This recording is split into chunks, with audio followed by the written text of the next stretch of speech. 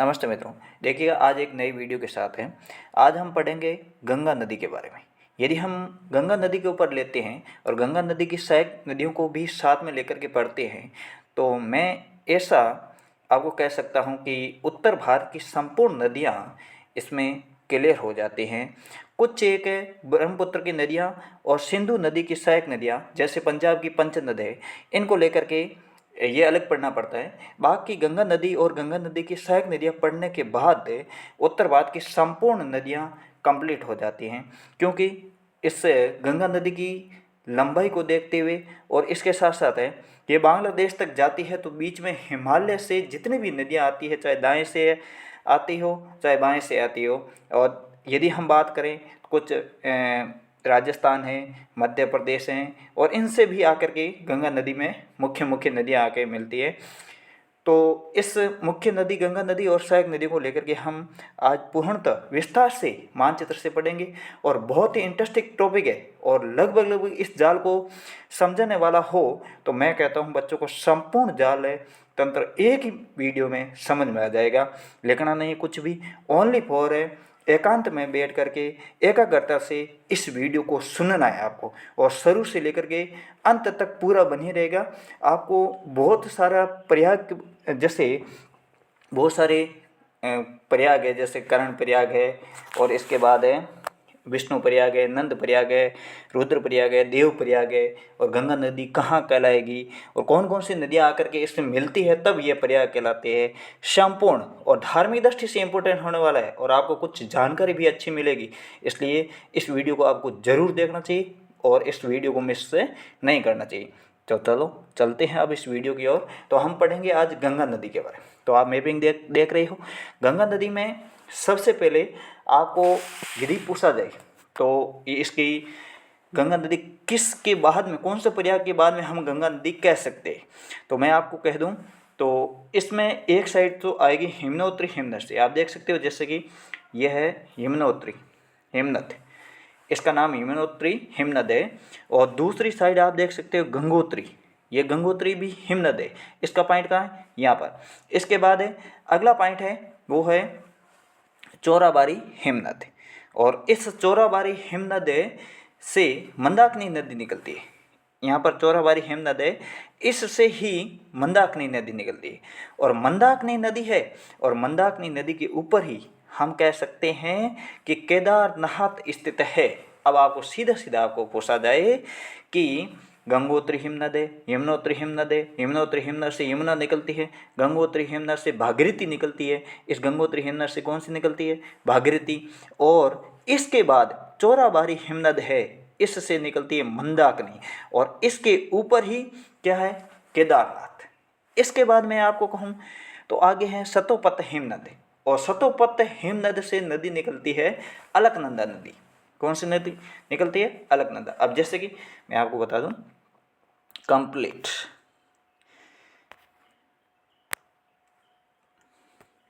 तो ये रहा, जैसे एक निकलेगी, ये रहा यमुनोत्री।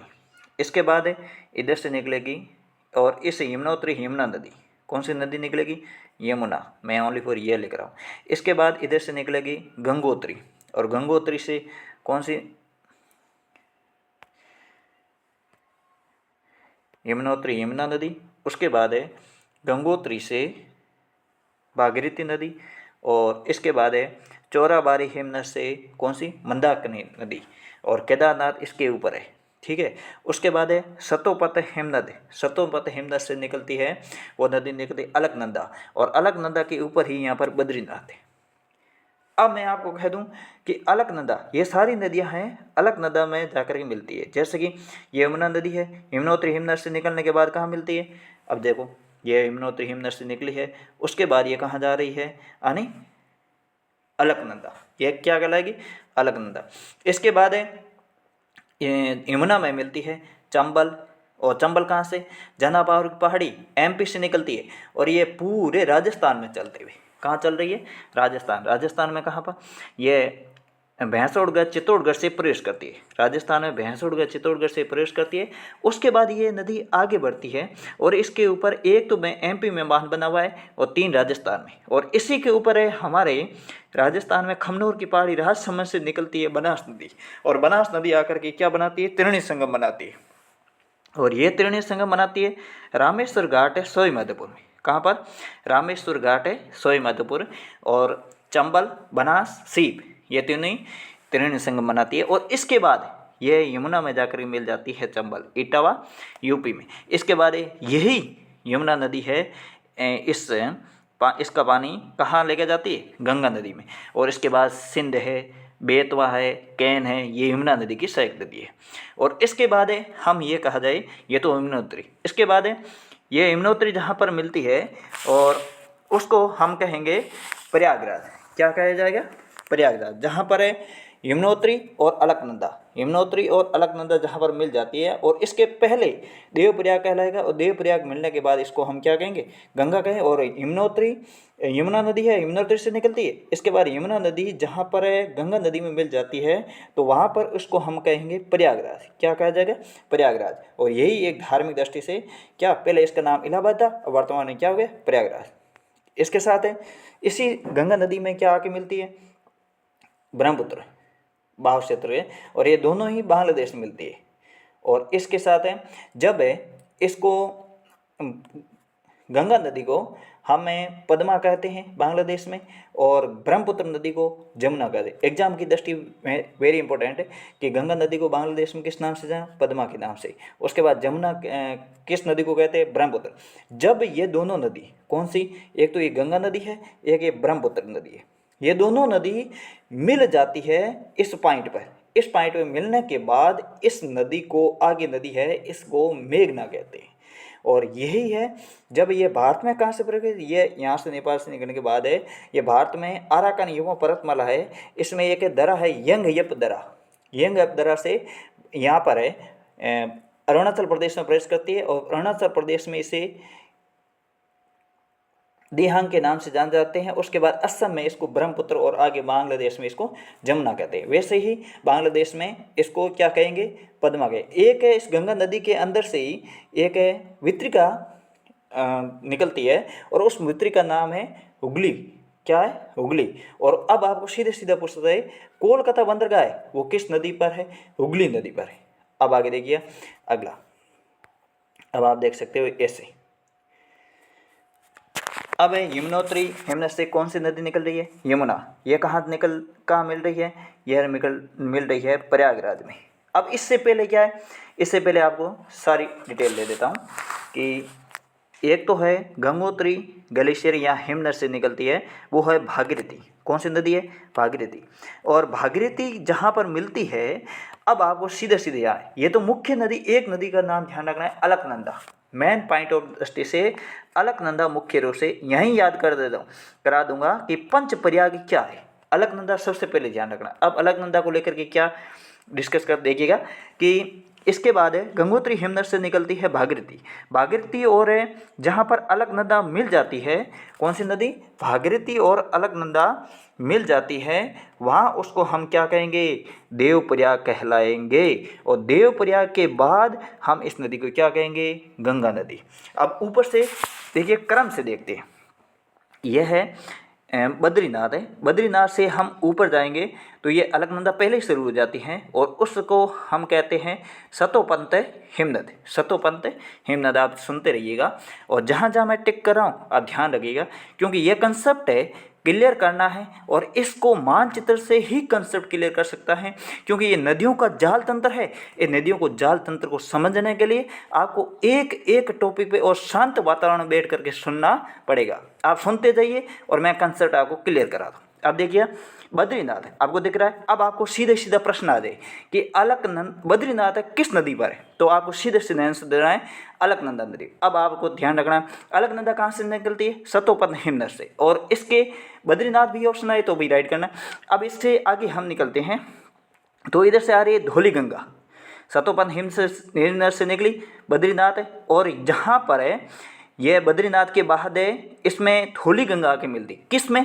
अलकनंदा में। आप देख रहे हो यहाँ पर ये पॉइंट, जहाँ पर मैं पॉइंट लगा रहा हूँ वहाँ पॉइंट देखते रहिए। यहाँ पर धौलीगंगा और धौलीगंगा, जहाँ पर अलकनंदा और धौलीगंगा दोनों मिलती है उसको हम कहेंगे विष्णु प्रयाग। कौन सा प्रयाग कहेंगे? ये हो गया फर्स्ट प्रयाग, ध्यान रखिएगा। यह कौन सा प्रयाग हो गया? विष्णु प्रयाग। अब दूसरा देखिए, दूसरी बात यह है कि इस अलकनंदा को ही ध्यान रखना है, और अलकनंदा में इस साइड से ही यानी कौन सी नदी आके मिलती है? कौन सी? नंदाकिनी। नंदाकिनी आके मिलती है और इसको दूसरा प्रयाग कहते हैं यानी नंद प्रयाग। ये दूसरा प्रयाग। देखो पहला प्रयाग हो गया विष्णु प्रयाग। कौन सी नदी? अलकनंदा धौलीगंगा के जहाँ पर संगम होता है वहाँ पर विष्णु प्रयाग। अब आपको पहला कंसेप्ट क्लियर। दूसरा कंसेप्ट यह है कि अलकनंदा और नंदाकिनी मिलती है वहाँ पर नंद प्रयाग है। दो प्रयाग हो गए कंप्लीट। एक तो हो गया विष्णु प्रयाग, दूसरा हमारा हो गया नंद प्रयाग। अब तीसरा देखिए, तीसरा हमारा प्रयाग। अब इसको बैक करता हूँ। तीसरा प्रयाग देखिए, अब आपको सीधा सीधा ध्यान रखना है। पिंडर गंगा भी कह सकते हैं। अब ये तीसरी नदी, दो तो नदी हो गई, एक धौलीगंगा एक है नंदाकिनी। अब धौलीगंगा का जहाँ पर अलकनंदा में मिक्स होती है वहाँ पर विष्णु प्रयाग, नंदाकिनी जहाँ पर मिक्स होती है वहाँ पर है नंद प्रयाग। अब तीसरी है पिंडार गंगा भी कह सकते हैं या पिंडर गंगा भी कह सकते हैं, जहाँ पर ये तीसरी नदी आके मिलती है किसमें? अलकनंदा में। उसी को हम कहेंगे कर्ण प्रयाग। क्या कहेंगे? कर्ण प्रयाग। अब तीसरा भी प्रयाग कंप्लीट हो गया। पहला प्रयाग है धौलीगंगा नदी पर विष्णु प्रयाग, दूसरा है दूसरा है नंदाकिनी और अलकनंदा पर नंद प्रयाग, और तीसरा है वो है हमारा पिंडार गंगा नदी प्लस अलकनंदा पर वो कौन सा है? कर्ण प्रयाग। तीन प्रयाग हो गए कंप्लीट। अब चौथा देखिए, अब तीन तो नदियाँ आ गई इस साइड से, जो हम कह सकते हैं इस कौन से भाग में? ये नदी का बहाव इस साइड है, तो आप देख सकते हो जब इस साइड व्यक्ति चलेगा तो कौन सा भाग हो गया? बाएं भाग से। ठीक है, तीन नदी हो गई। अब दाएं भाग से, अब दाएं भाग से मैंने आपको कहा था कि केदारनाथ है जो, अब आपको इसको ऊपर बढ़ाना है, तो ऊपर बढ़ाओगे तो कैसे? आप इस देखिएगा। अब तीन नदियाँ तो हुई कंप्लीट क्योंकि क्रम से बढ़ रही है। अब आपको देखो कैसे प्रश्न आएंगे वो भी बताऊंगा, और सारा कंसेप्ट यहाँ क्लियर होने वाला है एक ही वीडियो में। यदि आपने ध्यानपूर्वक सुना है तो न तो खिचड़ी हो जाएगी, रबड़ी हो जाएगी, कोई भी प्रश्न सोल्व नहीं हो पाएगा। लेकिन आपको इसको कंसेप्ट क्लियर करना, तो चौथी नदी देखिए। देखो तीन नदी होगी, धौलीगंगा और नंदाकिनी और पिंडर गंगा। अलकनंदा ध्यान रखना, अलकनंदा में मिक्स हो रही है। अब चौथी गंगा क्रमशः उत्तर से दक्षिण की ओर। यदि ऐसे क्रमशः पूछे तो आप उत्तर से दक्षिण ये क्रमशः बताना है। अब केदारनाथ आपको दिख रहा है, इससे ऊपर है यहाँ पर चोराबाड़ी हिमनद। कौन सा बारी? चोराबाड़ी हिमनद। चोराबाड़ी हिमनद से निकलती है कौन सी नदी?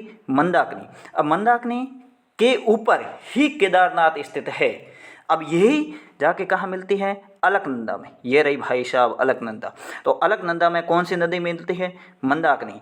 और मंदाकिनी जहाँ पर मिलती है उसको हम कहते हैं रुद्रप्रयाग। कौन सा प्रयाग हो गया? रुद्रप्रयाग। कितने प्रयाग कंप्लीट हो गए? 4। पहला है धौलीगंगा अलकनंदा, कौन सा प्रयाग? विष्णु प्रयाग। दूसरा है नंदाकिनी और अलकनंदा कर्ण प्रयाग। तीसरा है पिंडार गंगा और अलकनंदा, इसको कहते हैं कर्ण प्रयाग। और चौथा है जहाँ पर मंदाकिनी और अलकनंदा मिलती है उसको हम कहेंगे रुद्रप्रयाग। और पांचवा वेरी इंपॉर्टेंट, अब देखिए जहाँ पर गंगोत्री हिमनद है, गंगोत्री हिमनद से भागीरथी निकलती है। भागीरथी निकलने के बाद ये अलकनंदा में मिलती है और इसको कहते हैं देवप्रयाग। ये हमारे हो गए 5 प्रयाग कंप्लीट, जो धार्मिक दृष्टि से, गंगा नदी की दृष्टि से, एग्जाम की दृष्टि से वेरी इंपॉर्टेंट, इसको याद कर लीजिएगा। अब 5 प्रयाग कंप्लीट हो गए। अब देवप्रयाग के बाद हम इस नदी को क्या कहेंगे? गंगा नदी। अब इसी के ऊपर देवप्रयाग से जैसे निकलोगे तो ऋषिकेश है, हरिद्वार का मैदान है। अब इसके बाद है बिजनौर, यूपी का भी है। अब इंटरेस्टिंग बात यह है, अब यमुनोत्री यमुना नदी, अब इसकी सहायक नदी अगली देखिए कितनी होगी? 1 2 3 4 5 और 5 नदी के बारे में हमने पढ़ लिया। अब आपको सीधा पूछते गंगा नदी की सहायक नदी, तो ये होगी पहली रामगंगा नदी। कौन सी नदी होगी? रामगंगा। अब आपको वेरी इंपॉर्टेंट प्रश्न ये पूछा जाए, जिम कॉर्बेट नेशनल पार्क किस नदी के ऊपर बना हुआ है? तो रामगंगा नदी। और रामगंगा नदी किस नदी के ऊपर है? गंगा नदी के ऊपर। वेरी इंपॉर्टेंट प्रश्न। और इसके बाद है अगली नदी है वेरी इंपॉर्टेंट, यमुना नदी। अब यमुना नदी निकलती है यमुनोत्री हिमनद से, और यमुना नदी के ऊपर ही दिल्ली है, मथुरा है, आगरा है। इसीलिए बड़े बड़े शहर इसके ऊपर होने के कारण वर्तमान में यह नदी सबसे ज़्यादा प्रदूषित नदी है। अब यदि आपको पूछा जाए यमुना नदी प्रदूषित क्यों है? क्योंकि औद्योगिक शहर है, सबसे बड़े बड़े शहर इस नदी के ऊपर, इसलिए इस नदी को क्या कहते हैं? प्रदूषित नदी भी कहते हैं वर्तमान में। अब आगे देखिए, अब इसके बाद है इंटरेस्टिंग बात ये, हमारी राजस्थान की नदी है वो है चंबल। चंबल नदी किस में आकर मिलती है? यमुना नदी में, और इटावा के पास आकर के मिलती है। अब इंटरेस्टिंग बात यह है कि चंबल नदी है ये जानापाड़ पहाड़ी एमपी से निकलती है, और निकलने के बाद इसके ऊपर है 4 बांध बने हुए। एक तो गांधी सागर बांध, राणा प्रताप सागर बांध, जवाहर सागर बांध, कोटा बैराज। उसके बाद ये त्रिवेणी संगम बनाती है। कहाँ पर बनाती? इसके भी बहुत सारी सहायक नदियाँ, लेकिन एक मुख्य सहायक नदी बताता हूँ। उसका उद्गम है खमनोर की पहाड़ी राजसमंद से, और वो नदी है बनास नदी। और बनास नदी कहाँ मिलती है?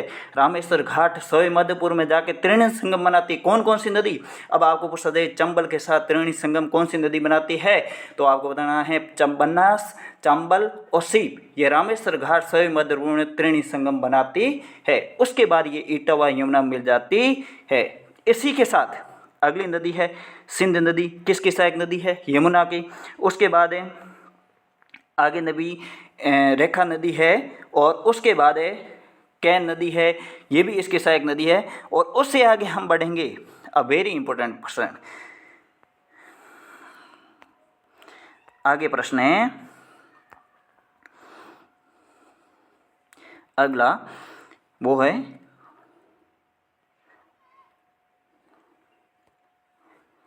अब गंगा नदी के अंतिम, अब गंडक भी गंगा नदी की है, उसके बाद घाघरा है, गंडक है, घाघरा है, उसके बाद है कौन कौन सी नदी सहायक नदी है? सोन है, और उसके बाद है, और अब वेरी इंपॉर्टेंट प्रश्न है कि रिहंद किस नदी की सहायक नदी है? तो सोन नदी की सहायक नदी है।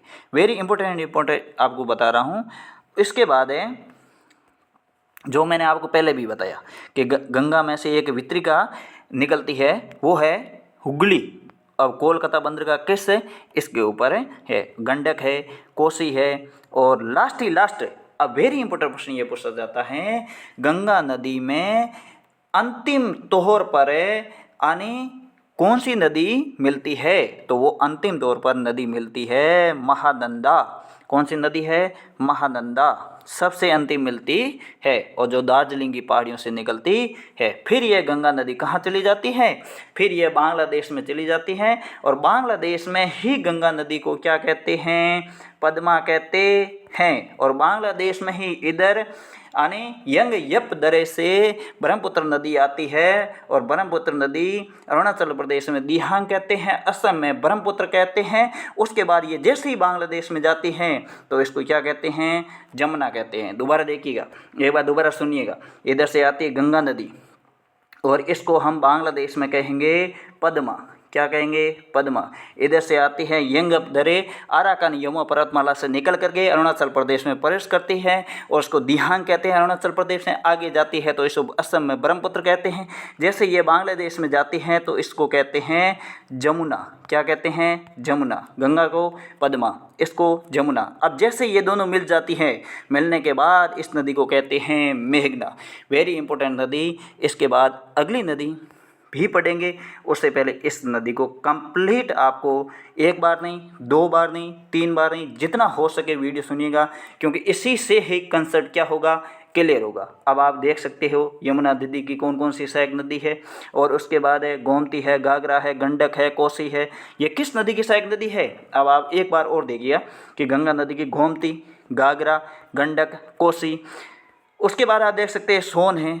उसके बाद है हुगली नदी, इसमें से एक वितरिका निकल रही है। अब आप ये गंगा नदी, इसको पद्मा कहते हैं, ब्रह्मपुत्र नदी को जमुना कहते हैं बांग्लादेश में, इसको दोनों मिलने के बाद इसको क्या कहते हैं, मेघना कहते हैं। और ये आखिरकार कहाँ गिरती है, बंगाल की खाड़ी में गिरती है। अब आपको ये पूछा जाए कि किस अपातंत्र की नदी है, तो बंगाल की खाड़ी अपातंत्र की नदी है। देखो अपातंत्र 3 प्रकार के हैं, यानी भारत किसके आधार पर, यानी एक तो अपातंत्र पहला होगा, वो होगा आंतरिक अपातंत्र, बंगाल की खाड़ी अपातंत्र और अरब सागरीय अपातंत्र। जो नदी अपना जल लेकर के अरब सागर में गिरती है वो अरब सागरीय अपातंत्र, और इसके बाद जो नदी अपना बंगाल की खाड़ी में जल लेकर गिरेगी वो बंगाल की खाड़ी अपातंत्र, और आंतरिक अपातंत्र वो कहलाए जो नदी न तो बंगाल की खाड़ी में गिरती है और न अरब सागर में गिरती है, वो ओनली फॉर जल विसर्जन इस धरती पर ही कर देती है, क्योंकि उसमें जल बहाव क्षेत्र क्या होता है, कम होता है, और उसमें पानी भी कमी होने के कारण वो अपना जल इस धरती पर ही विसर्जित कर देती है। आगे इस प्रकार देख सकते हो चंबल किस प्रकार, बेतवा किस किस की सहायक नदी है, और एग्जाम की दृष्टि से वेरी इंपॉर्टेंट। ऐसे पढ़ोगे तो 100% आपको याद होगा। अब आपका जहाँ पर आपका कंसेप्ट क्लियर नहीं हुआ है वहाँ पर आप कमेंट कर दीजिएगा, मैं आपको उसको दोबारा वीडियो बना करके वहाँ पर आपका कंसेप्ट क्लियर कराऊंगा। थैंक यू, धन्यवाद। नए हो तो चैनल को सब्सक्राइब कर दीजिएगा, ये आपका सपोर्ट रहेगा। धन्यवाद।